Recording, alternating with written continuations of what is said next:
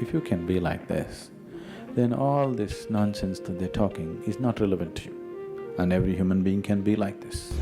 I know in Bangalore, a whole lot of people are against me, continuously trying to troll me because of depression business. I'm saying again, for those activists, I'm saying again, if you know how to manage your chemistry, your depression will go. Even if you go to the doctor, he's only going to give you chemicals, isn't it? So do you think the pharmaceutical industry that they're using there has better chemical structures than my body? Some millions of cardiac surgeries have been done. Today surgeons are clearly telling you, if you go off red meat, you eat the right food, if you exercise, you will not come for the surgery table. Is that against your cardiology? Why is psychology such an insecure profession?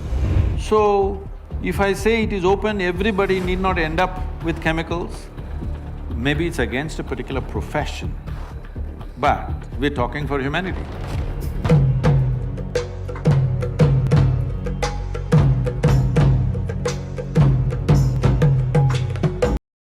If you bring a certain level of awareness into your life, dream will completely disappear. Psychologists don't believe this. They don't believe that one can live without a dream. I think Freud went to the extent of saying, you can live without sleep, but you can't live without a dream. Dream is so important, all the time it's on, you know? REM, you know what's REM? Yeah. So, in sleep, this is all the time going on. Because these Freuds and Youngs and other people, they never get to study a yogi or a Buddha. They only study sick people. Yes? They study sick people and make conclusions about the whole humanity. And these conclusions are, you know, there is a certain usefulness to it. At the same time, they are phenomenally wrong. They're phenomenally wrong. They're just taking away the other possibility of what a human being can be, saying that this is what a human being can be, nothing more, nothing less. This happened to Freud.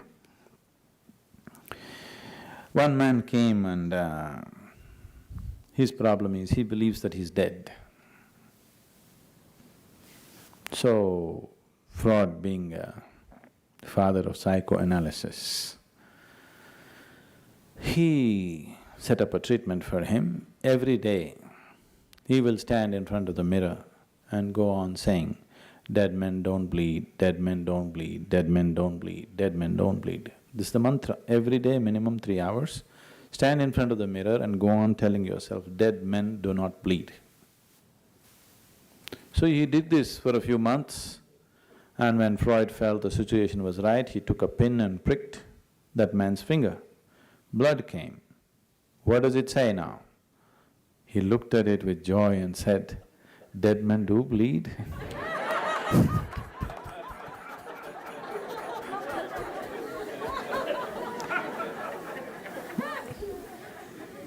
And Freud himself was so terrified of death.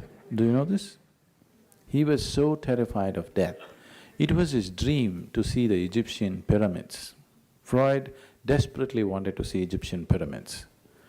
But he was so terrified of death, all his life he could never muster enough courage to go there. And this man makes the ultimate statement about humanity, okay? There is value to his study, I'm not trying to dismiss everything, but they should not make ultimate statements about humanity, that's only one face of humanity. Insanity is just one face of humanity. Compulsiveness is just one face of humanity. That's not everything. There is a way of raising beyond all those things. If only Freud has a subject who could, suppose he found a yogi and studied him, then all his conclusions would have been very, very different. I will not go into the whole gamut of what dreams are. Actually, there are 4 types of dreams. One can have 4 different types of dreams. 90% of the dreams that people have are simply unfulfilled desires. Just unfulfilled desires, trying to find expression when you're in sleep. If people don't dream, lot of them would be much more frustrated than they are right now, because dreams sort of satisfy their desiring process. Many things that they cannot do in their life, they will do in their dreams. Yes, so that's why the dream makers, the dream machines have become so popular. The cinema and television has become so popular because now you can just sit there popping the corn without doing anything. You can fall in love with somebody, you can fight, you can bash the whole Martians who come from somewhere you know. You can do everything still popping the corn. It gives you don't have to do anything with your life. So the dream machines are so popular because dream satisfies. Without living you can live. That's the significance of dream. Without any risk you can fall in love, without any risk you can fall out. If you do it in your life, all these things will cost. It'll cost life, you know. But in the cinema, 3 hours you can fall in love and fall out. You can fight, have battles and works and come out without a scratch on your body. It's, you know, it gives you a free experience of life, but it's not life. There's a very big difference. So dreams are also just like that. Projection is just happening in your own mind, but it is the same thing. 90% of the dreams belong to this. But there are other kinds of dreams which could be giving you access to other aspects of life, which are rare. If I talk about it, you may start imagining everything about every little dream that you have, which is dangerous. So I would generally say, discount the dreams as just empty nonsense that's happening. If some dream is of a certain significance, anyway it'll manifest in a much more powerful way than just being a dream that you saw and you forgot.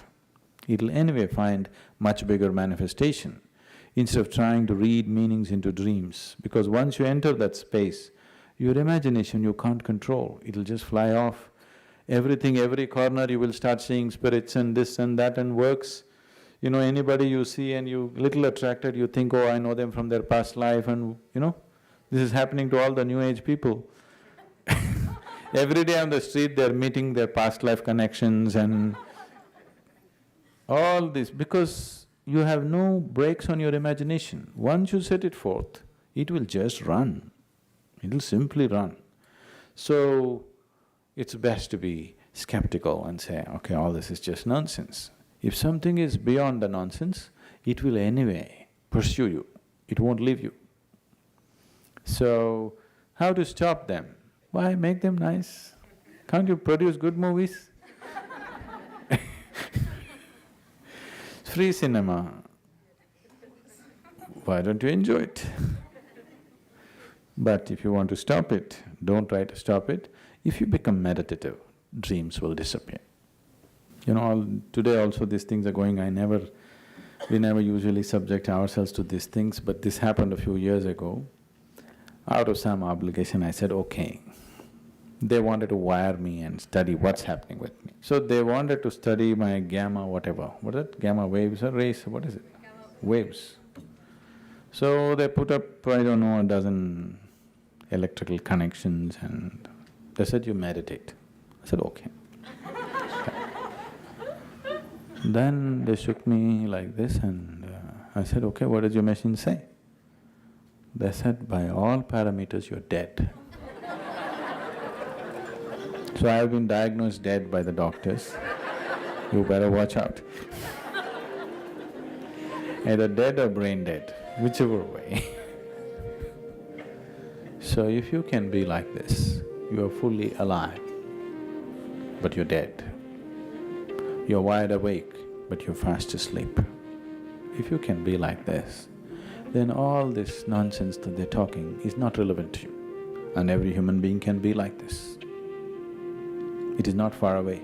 It's not happened because people have not looked in that direction at all, that's all. It is not difficult, it's not far away, it need not take a lifetime. It is just that people have never looked in the direction, they're all looking in a different direction. That's the only problem. I know in Bangalore, a whole lot of people are against me, continuously trying to troll me because of depression business. I'm saying again, for those activists, I'm saying again, if you know how to manage your chemistry, your depression will go. Even if you go to the doctor, he's only going to give you chemicals, isn't it?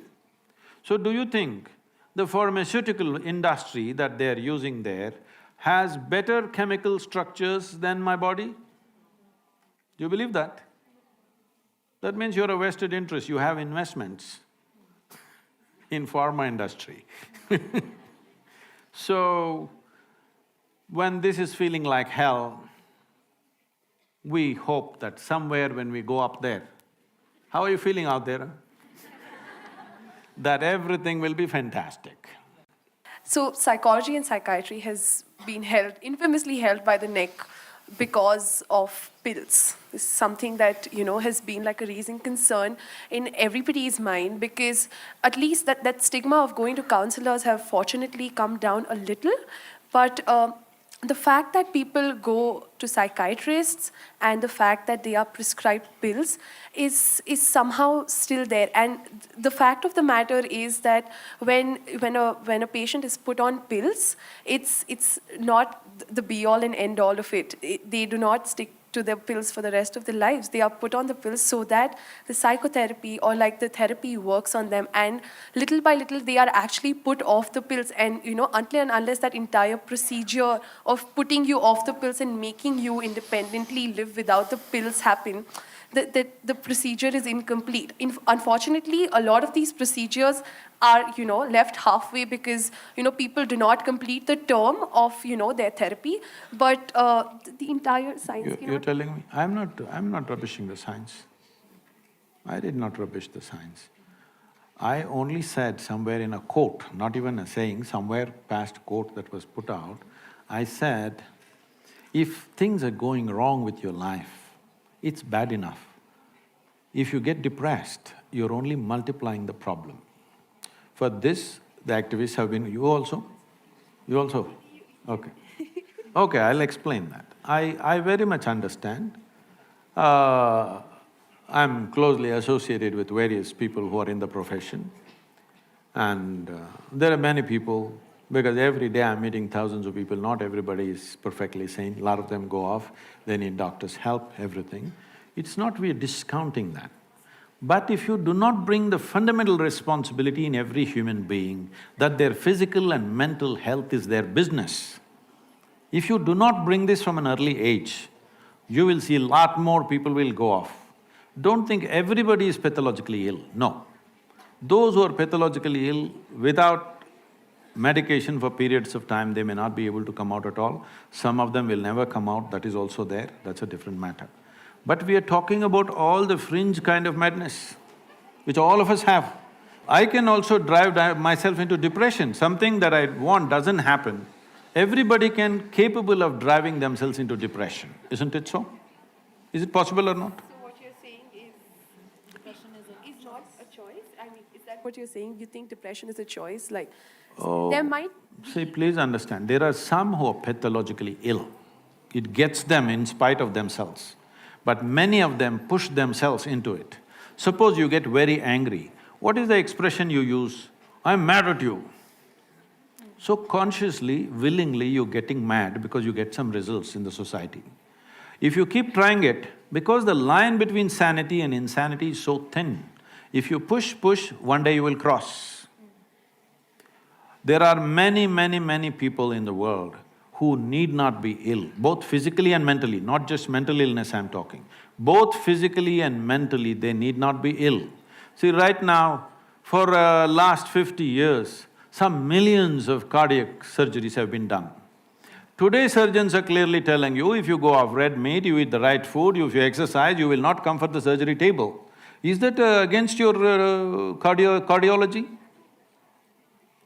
Why is psychology such an insecure profession?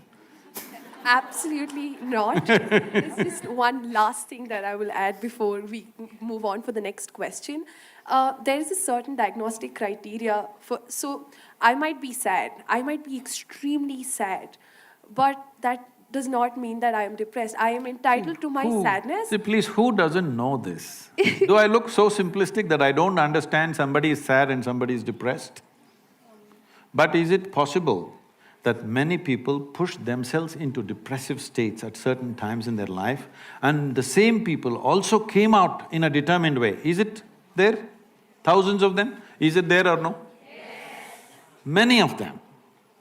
So, if I say it is open, everybody need not end up with chemicals, maybe it's against a particular profession, but we're talking for humanity. Right. Thank you, Sadhguru. Although I don't think Anjali is fully convinced on the answers tangent. Questions will be taken from the audience. Yes, sir. Can the sir please be given a mic? How do you get fully convinced or not convinced on a fact? If it's your opinion, you can be convinced or not convinced. Is it a fact that many of you, I'm saying most of you are young, you've not seen much life, but even in this little life that you have seen, there were moments when you crossed your sadness and became depressed for a few days. Has it happened to you?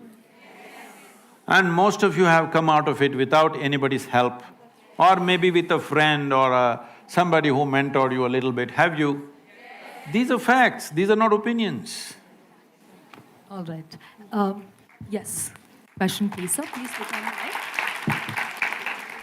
They're expecting by 2050, worldwide, not just in America, worldwide, about 30 to 33% of the human population could be mentally ill. Just 2050 is not too far. 33% is done means among every 3 people, 1 is out.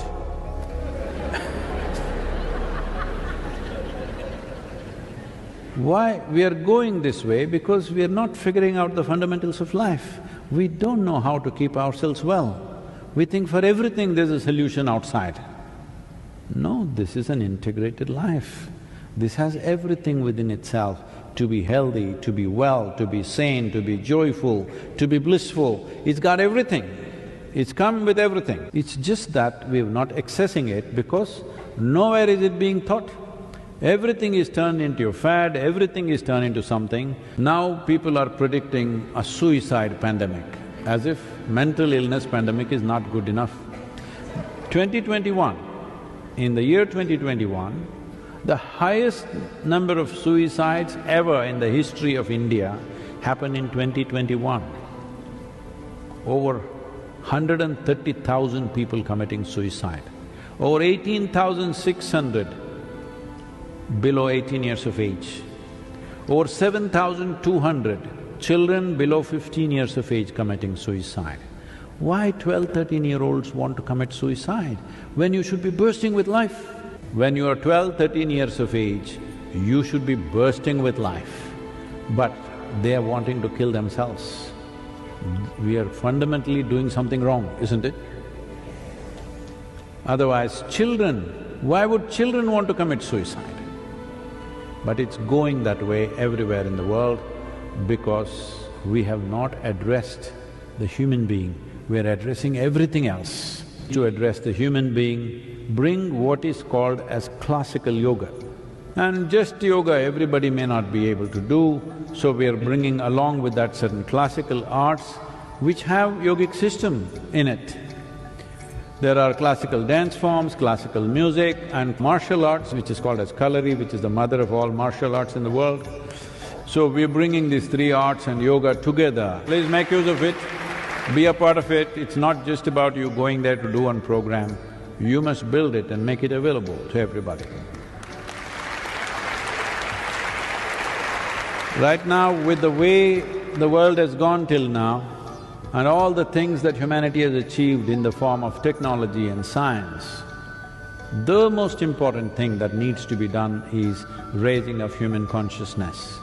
At this stage of empowerment with science and technology, if we are still compulsive, instinctive reaction in the world, we will kill each other in no time. Right now in the world, already people are talking like it's a natural thing, there is going to be a 3rd world war. People are talking about it, even in the news cycle, it's there. It's almost like there was First World War, there was Second World War, so there must be a Third World War. Are we nuts? If we go into Third World War, we are a generation of nutcases, yes or no? Because the way we are empowered right now, if we attempt anything like that, what we will bring upon ourselves is unspeakable. This is why yoga is needed. Yoga does not mean twisting and turning, yoga means turning inward, finding the source of who you are, touching that intelligence within you which is beyond your psychological and physiological process. This needs to happen to maximum number of people.